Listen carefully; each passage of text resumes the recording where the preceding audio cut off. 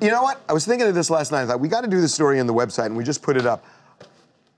I am old enough... For Cuban Missile. I remember the Cuban Missile Crisis. I was 11 years old, but it was such a big deal, and I was real conscious of this stuff as a kid. And you were really afraid of being, like, killed by a bomb? You remember being afraid that a bomb would drop on your town? Absolutely. It was like nuclear annihilation back then. I mean, it was a big deal. And people were getting bomb shelters. They really were getting a lot of bomb shelters. I mean, it was a big deal. It's happening again. So we actually did a survey to find out who's selling what. And I will tell you this, from when I was a kid, these bomb shelters are tricked out. But oh yeah, some of them have. I've seen some that have pools, running water. Look at this. TV. Yeah, look at that. Looks like an RV. I would do an honestly. I would do a bomb shelter as an Airbnb until there's nuclear war. They have them. There's one in Vegas you can go to, and it's under. They have them. I've been to one. Look at these things. I mean, they are. So let's kind of look at them. I mean, we have been talking to people who. And it's so funny. One of the guys from this company says that he has sold more in the last 3 days than he has in a full year last year. He also says that he has offered this at $19,000 as a starter bunker, and he wants to be considered the Henry Ford of bomb shelters because he wants to make these bomb shelters accessible and affordable to the average Joe. So they start at $16K or $19K. He actually just introduced a new model recently that's even cheaper than that. It starts like just under $10,000 that you can install like under your garage. By the way, you'll live 43 seconds. I was going to say, is that like just a dumpster that they bury in the ground? Hey, it's a dumpster, but it's a nuclear bomb-proof dumpster. So that's all that matters. What a way to live out the rest of your life. And so look, I mean, look, and I hate to say this, but if there's nuclear war, what's your recourse if it doesn't work?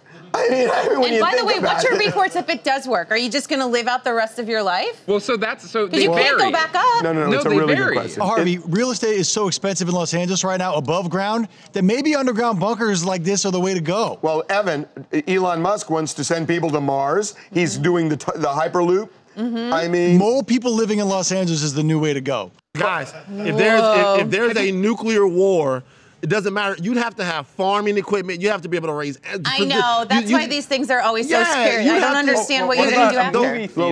Look at this. I mean, this is absurd. These are underground places. Oh, they go. I mean, they go from $10,000, but they go up to $8 million. Hey, can I ask you a question? Look, there's a dentist chair. No. Where do you get the water from for the jacuzzi if there's nuclear war? That's what I was wondering. Where is that water coming from? That's why you have to have all the water buckets underneath. That's the point of the bomb shelter. How many water buckets do you have to have for a? I don't know. No, I don't think it's water buckets. I think it's like they have a tank. They must build a separate tank. Okay, so here's the thing. If you have a tank, there's got to be a rule. No sex in the jacuzzi because you can't get a lot of new water.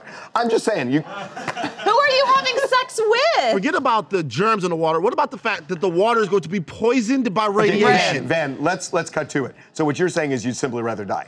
No, that's what you're saying. I'd rather walk the scorched earth with a shotgun and a dog and have different adventures. Okay. Yeah, you know what I mean? Like, your Will Smith fantasy. You're just your Will Smith fantasy. My Will Smith, Denzel Washington, Z for Zachariah situation with Chiwetel. Okay, stop. With a German Shepherd that dies. These things are now going for as much as $8.35 million. Still nothing compared to LA real estate. That's a deal, I'm telling you. Look, they're playing off people's fear, and there is a reason to have fear. And if you don't believe it, let's just ask Maxine Waters, the congresswoman from Los Angeles, who was leaving Mastro's last night when we got her.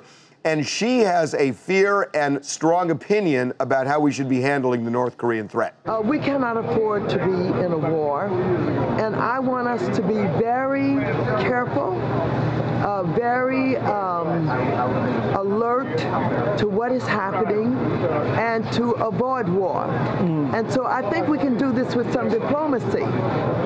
I believe that North Korea is interesting threats to the United States, but I think there are some things that they want from us, and we have to find out whether or not we can work with them on the things that they're asking for. This is not the time to go bluffing and threatening.